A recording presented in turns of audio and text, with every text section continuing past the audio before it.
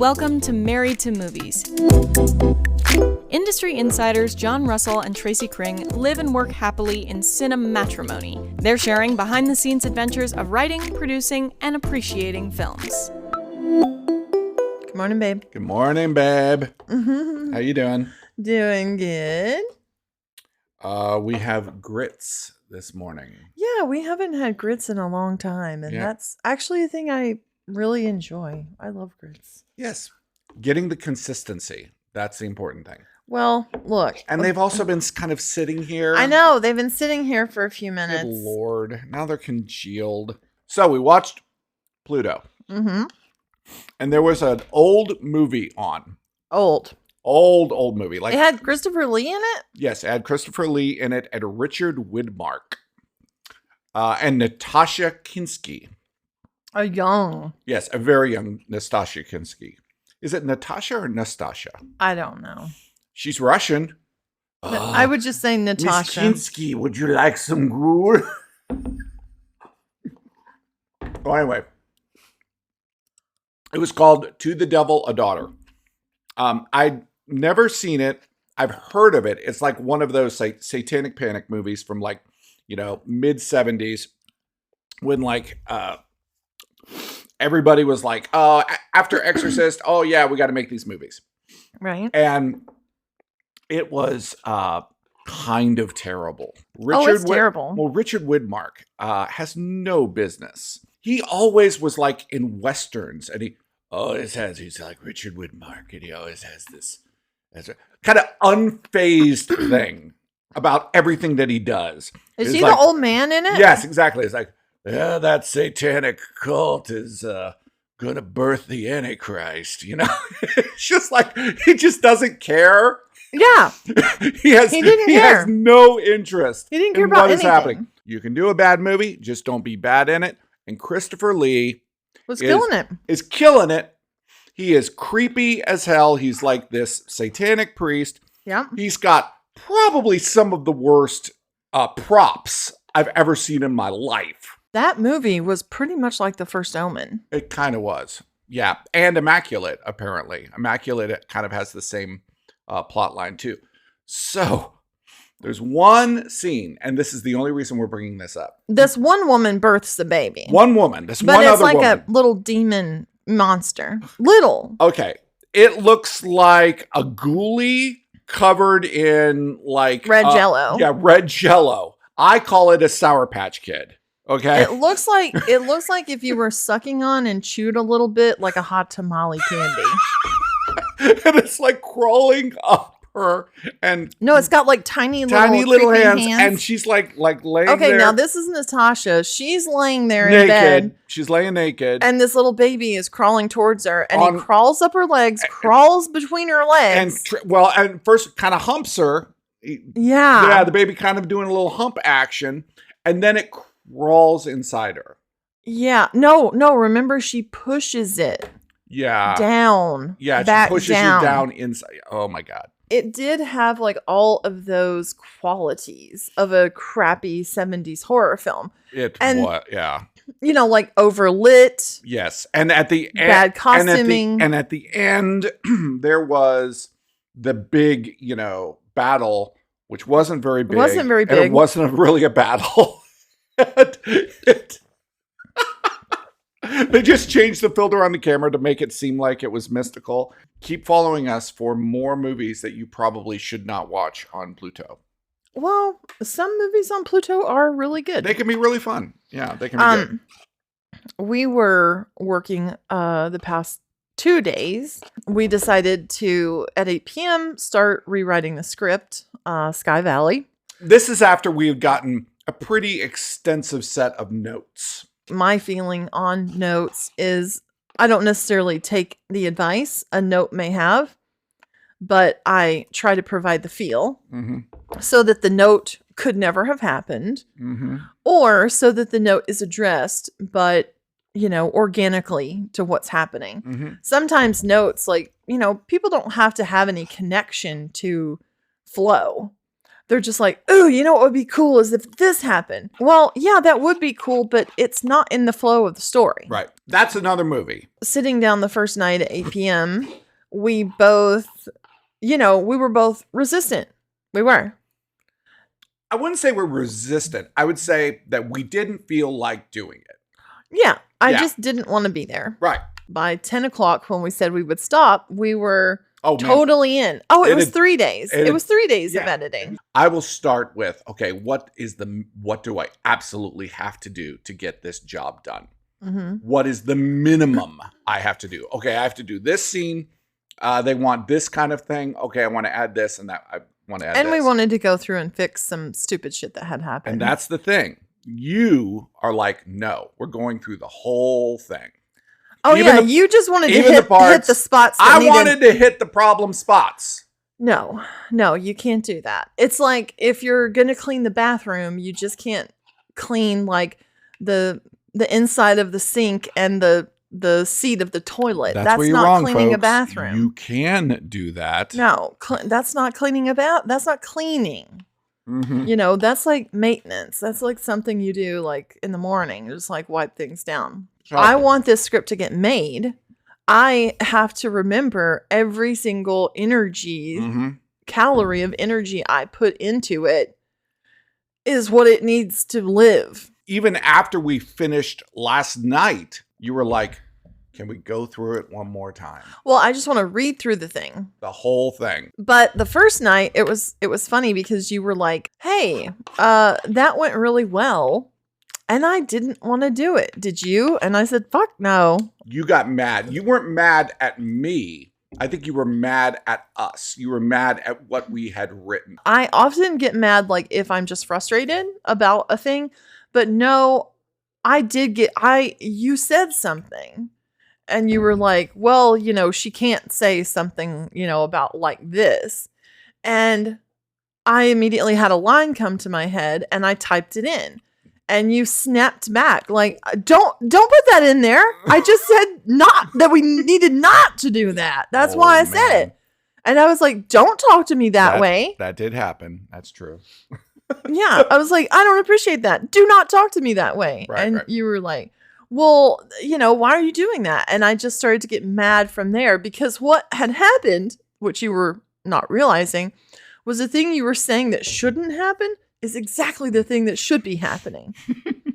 Your point was that if this character had gone through this trauma and it had been 6 months and they had been researching, they should have more information already. They should be like a fucking doctor of this thing. They should have a doctorate on this. It's like, okay, you find out you have some medical condition. No. Talk about the cheese. Talk about the cheese. Oh, okay. Okay. So in the midst of this debate about whether or not this is happening, I don't feel like you're being convinced that I'm telling you if she's been researching this long, she's either an idiot who's learned nothing, right, or she should know a lot and be really driving the scene and the digging more of an investigative journalist. Yeah, like I've got the information. Boom, I'm scooping. We're seeing her in a hard cut 5 months later, right? She's got shit all over her motel room. Right. She's been researching. We know this. Right. So I said, look, if I told you, hey, I want you to take the next 5 months and research how to make cheese. Okay. And then at the end, I'm going to let you talk to a chef. Right. Who makes cheese. Right. Okay. Well, after 5 months, you're going to be talking to that chef like, hey, okay, well, what exact temperature are you doing that at? What cultures are you using to get it to that particular blue cheese? Or how long are you aging that? Or what's the ratio rennet to acid? Or like you would know so much after doing this for 5 months. You and could then speak when you intelligently. spoke to an expert, you would be speaking in an expert way. Yeah, you would be at their level. But what was happening in our script was this. Hey, John, tomorrow I want you to talk to a cheese expert, a chef who makes cheese. Right. And what was happening was our character was talking to them and not relating in a way that reflected her experience. Right. It was like, okay, tomorrow expertise, you're talking right. to this amazing cheesemaker, and you're just like, so, cheese, it's like milk, right? Right. And all the cheese gets made from like milk. That's it. You just would not be able to carry that conversation in the same way. You know, we wrote it, and then you loop back around. I came back around. You said, you know, you were really right. Yes. And it was the cheese thing that sold me. It was a very Gouda idea. It was a very Gouda idea. A very Gouda idea. You had to be there, folks. But you had to be I was there. laughing so hysterically. She gets this thing where it's like, I hate you. No, like I get weak. Like I go limp, and I start crying, and I'm laughing so hard. Yeah. It really transformed kind of all of her. It affected everything after that. Everything that happened after that. Now we understood that. And that was one of the notes that we kept getting, was that she was very passive. Until you said that specific thing, and then I wrote that line, and then you got annoyed, and then I got offended, and then we went through that whole process until all of that had to happen. And I told the story about the cheese, and then we just started doing it. It's like all of that had to happen. Well, it's like to fix the whole other rest of the script. It's like the Anaïs Nin quote. There is fertility in chaos. Right. You have to allow chaos. Right. You have to allow chaos. You have to allow those moments of just, back and forth and, banging heads. Well, people get uncomfortable there. Mm-hmm. That's usually where people get uncomfortable and they stop. The sense, as soon as they feel like they are walking into the middle of the ring, okay, right, and the first punch gets thrown, immediately they want to return back to their corner. Like, right. I don't want to fight you. Right. That's not what I'm here for. We're not here to fight. No, but anger or like the fighting energy is energy. It is. We have to have calories to do a thing. Mm-hmm. I mean, we understand that about our body. Naked and Afraid, I think about like the way they try to load up on calories before they have to walk out of the jungle or wherever they're at. Right. Because it's going to expend a lot. Yes, that's true. But why don't we think the same way about the expenditure, about the spending of calories? About the creative because your brain needs a lot of calories. So what are calories for folks out there in podcast measurements land? Of energy. That's all they are. Like if you're getting prepared to do something creative, right? How can you carbo load? What do you do? Start getting the mind going. Start whatever. Don't do menial tasks. That's not, well, maybe that gets your mind going. I don't know. Just go wash some dishes and start thinking. Mm-hmm. You have to be a consumer of art, of music, of movies, of television. Well, Abby, how are you ever going to put anything out if you don't put anything in? There are probably 55 things in that script that, had I not watched TikTok, would not exist there. Really? Yeah. That's fascinating. Like watching like science-y TikToks and making sure they're accurate. We also started to think about the template of certain movies. And we sort of like the way that, okay, you script term here, the beats that, happen. And when we started to think about that and we saw a couple of missing beats already within our script, that kind of went, okay. We need that kind of scene. This is the perfect example of what you're saying. Okay. That you need to be a consumer. We love the show Top Chef. Oh, good point. Okay. I heard you say to someone yesterday that you really love like reality TV competition shows, like where they're not just screaming at each other. Yes, and throwing wine. I'm not interested in that. Yeah, that it has something to do with competition and skill and because it's imagination. Well, no. What I love about them is that it comes down to two things. It comes down to planning and improvisation. You have to have all the planning so that you can include improvisation. Even that right there, the clarification of what you really like about those shows is really good advice. It's just really good advice. So this episode, they were visiting an area in Wisconsin where there were a lot of Frank Lloyd Wright houses. It was a Frank Lloyd Wright tour.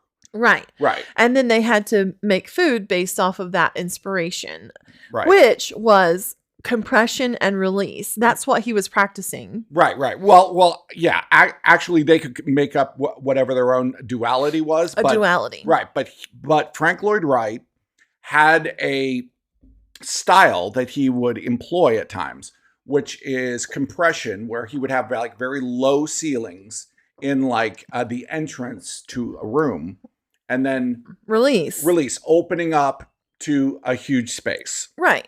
So, you brought that up and you were like, that was really inspiring. It was. That idea of compression and release. And it really does apply to art. It does. And it really does apply to screenwriting. It applies to writing. It applies to cinematography. It applies to acting. Right. Compression, release. And release. Well, and like, of course it would. I mean, it's like what everything is doing. Breathing. Truth is truth. Yeah. Truth is truth in the Bible. It's truth in the Bhagavad Gita. It's truth say the Bhagavad Gita. Okay. Truth is truth. Truth is truth in the Bible. Truth is truth in the Bhagavad Gita. No. It is, okay. How do you say it? Bhagavad Gita. Bhagavad Gita? Yeah. Okay. Bhagavad Gita. Truth is truth. Truth is truth in the Bible. It's truth in the Bhagavad Gita. It's truth in the Talmud. It's truth in physics. It's truth in nature, cooking. It's truth in everything. Mm-hmm. Okay. And the same truths apply across the board. Yeah. It's like breathing, compression and release. Exactly. Yeah. It's just true. Right. No, I thought that was amazing. And that was right before our second writing session where you were talking about that. So like in order for us to even be thinking about compressing something emotionally and then releasing something, which was really where our character needed to be. She needed to be like understated and like reflective. And then she needed to be mad. Right. And like aggressive. Right. Like going for something. And not be afraid to piss off the other character. Sometimes I'm always thinking about the fact of how is this coming off to the audience? How is this person coming off to the audience? We write really good fights. Fights are amazing because they follow no logic until you look back on it, and then you see the serpentine path and it's like, oh, that's why that happened, and that's why that happened. It's like this exchange of offenses. It's like the things that you're offended about come out, and the things that I'm offended come out, and they're dancing. Well, and what's really interesting is I think a fight is almost like you're reaching back into a bag, and it's full of everything. Some maybe it's weapons, maybe it's memories, and you're just reaching back and pulling out and attacking with it. Well, and it's like you don't even really think about what you're reaching for. No. You're just weaponizing it, whatever it becomes. Well, and that's the unfortunate part is that we do have things in that bag. Yes. We, instead of like, saying, I'm going to put this weapon away in my bag for later. Right. We're not saying like, you know what? I got a weapon here in my hand and I'm really mad about it. Right. We're not addressing because once I explain the weapon, once I use the weapon, no story gets built around it. Right, exactly. It's just like immediately the weapon disappears. Yeah. It's like, oh, that's not a weapon anymore. That's been dealt with. We want weapons. Well, sometimes do we think it just makes us more interesting? This makes me interesting. It's the warrior mentality. Yeah, like people who are just like negative constantly. It's why people like gangster movies and anti-heroes, and they like violence, and they like because it's interesting. Well, and like just being mad about something, like politically, and having like political opinions, being mad about something, it creates nothing. This is the way I feel whenever I hear somebody and they say, "I haven't talked to this person in 10 years." Okay, mm-hmm. Now. Maybe you have cause, but that is some kind of like merit badge that you are wearing. Yeah. You feel like, I haven't talked to this person No, in 10 years. you've built an altar around your ego at that point. That's there. right. And it's like, and if you do talk to them, you lost your merit badge. You had to kill your altar. The thing that made you interesting because you had this grudge for so long and you were so stuck so in your way. hard and nobody's gonna do that to me. Exactly. Negativity wins. Well, let's use the phrase cut people out of your life. Yeah. You're cutting yourself. It's violent. Yeah, you're cutting yourself. Yeah, you're cutting yourself. Yeah, you're cutting a piece of yourself out of your body. Now, I'm not saying that that some people deserve it. Well, some people deserve not to be part of your everyday happening. Right. But you could still talk to them. You could still send them an email. You could still say happy birthday to them. The holding of the grudge, no matter what the slight, is doing damage to you. Absolutely. Interior, Emmeline's bunk day. Emmeline's bunk is decorated with posters of space and rocket ships and Marvin the Martian. She has schematics and plans all over her table. The mission is her new obsession, and everything about this room exudes that. Emmeline comes into her room and finds Ian Solange looking at her dog, Robbie. Hello, Emmeline. They told me that I can't take Robbie with me. I know. That's unacceptable. Is it now? I've had Robbie most of my life. Is this about my surgery? Not at all. That was your decision. Emmeline, no one else gets to take their pet with them. Do you think it's fair that you get to do what no one else does? No one else can make their own pet. That's a valid point, but there are other personal items they would like to take. I don't think you understand, Mr. Solange. He's more than a pet or a personal item. He's been recording my life as long as he's existed. He's all of my memories. Really? He records everything? Yes, and he can play it back too. That clearly is a violation of our agreement. It's the same as journaling. I don't agree. If your recordings were in the wrong hands, it could be seen as espionage. That's not possible. He's triple encrypted and firewalled. If any attempt is made to hack into his systems, he info dumps. Not knowing the exact protocol you've got in place, I can't assess the security. But I do trust that you know how to do these things. Okay, how about this? As long as you share to our server all recordings inside the facility, we won't decommission him. That's an invasion of my privacy. You're invading my privacy as well. Did you ever have something you held on to from when you were young? Yes. It's called Bay Pillow, and it's been in my family since 1909.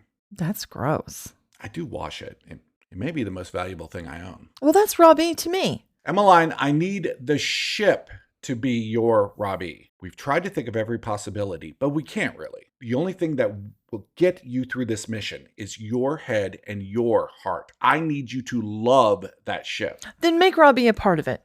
If Robbie is part of my ship, then I will love it till the day I die. Ian thinks for a moment and then picks up a screwdriver. Will you bring the animal forward? He identifies as a robot. Will you bring the robot forward? Emmeline picks up Robbie and places him in front of Ian. Ian uses the screwdriver to anoint him like a sword would a knight. Robbie the dog robot, I anoint you as part of the Ascension Project for the rest of your days. You are tasked with traveling through the universe with your master Emmeline and help her to find the source of alien transmissions and to be our representative to a new species of life. Help Emmeline bring them back here, Robbie, and save us all. Do you agree to this most sacred task? Robbie surprises him by barking 3 times from a new voice processor Emmeline has installed and wags his back end. So it is written, so let it be done. Welcome to Project Ascension, Robbie. His salary will have to come out of yours. I understand. Thank you, Mr. Solange. We'll discuss the best way to assign duties to Robbie on the ship, and I expect that upload by the end of the day. Agreed? Yes. I'm counting on both of you, Emmeline. You are my special hope. Ian leaves. The script is getting cooler. Well, yeah, we're getting close to space, man. Dude, I can't wait until they go into space. They're going it's into so fun. Space, woo, and then crazy shit's going to happen. You were telling me something really interesting because I feel this way a lot of the time. Well, I like to watch celebrities when they like give interviews and they, and sometimes the guard comes down and you hear the real person. There's the non-published, the non-publicity version of what they really feel. They were asking Molly Ringwald if her character in Right. Pretty in Pink was attracted to James Spader. Right. And she said, well, no, my character was not, but I sure was. Oh, swing! And he was so cool. And he's got a vibe like a Malkovich has a vibe. Well, He's got a vibe. Well, he said in an interview once, he was like going, why did I do, all of these different projects? What was the reason behind them? And he said, I kind of treat acting as, like it's a job, I like to work.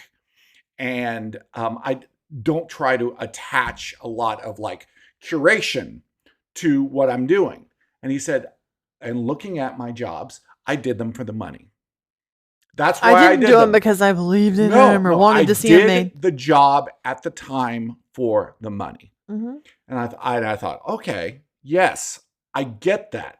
Because you look at James Spader's career, and it is so interesting. It's so diverse. There are big films and little films. There's big television and little television.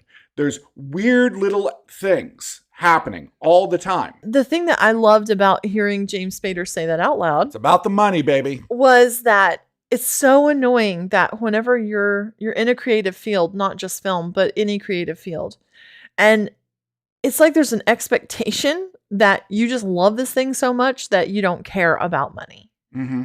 I mean, right now it's rampant. Nobody wants to pay anybody what they're Devaluing worth. editing or has been turned up. During the pandemic, everybody started thinking they could do all of these jobs. Yes. Okay. And you can. Yes. And anytime I teach someone or mentor someone in editing, you will have heard me say this. Right. I can teach you how to use the software. Right. Knowing how to edit Right. is not the software. It is an art. Exactly. I would liken it to somebody can teach you how to hit a baseball.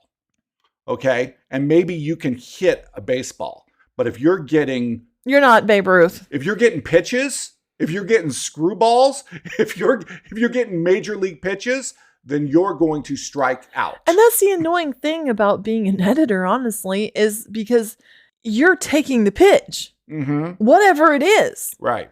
And you're having to turn that into a home run. And you're seeing all of these people get up to bat and they ain't ready. No. They ain't ready for it. And they're pumping out some of the most mediocre, low-budget material I've probably seen ever. It's like the goal is to do it instead of to create something out into the world that will be there for conceivably a long time. Look, if you give certain people a lump of clay, they can create something unbelievable. They can create something amazing. And you don't have to have expensive clay to do that. You give me a lump of clay and I'd be lucky to make an ashtray. You give us 5 figures to make a movie and we're going to blow your fucking mind. Honestly, that's one of the things that my mom has always said about me, that I can turn a sow's ear into a silk purse. Absolutely. And maybe of anything, that might be my ultimate gift.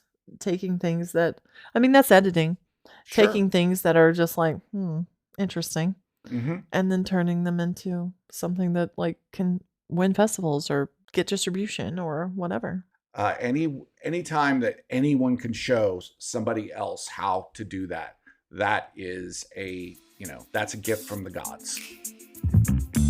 It's hard not to get romantic about movies. Thanks for listening to Married to Movies. Jon and Tracy will meet you for breakfast tomorrow.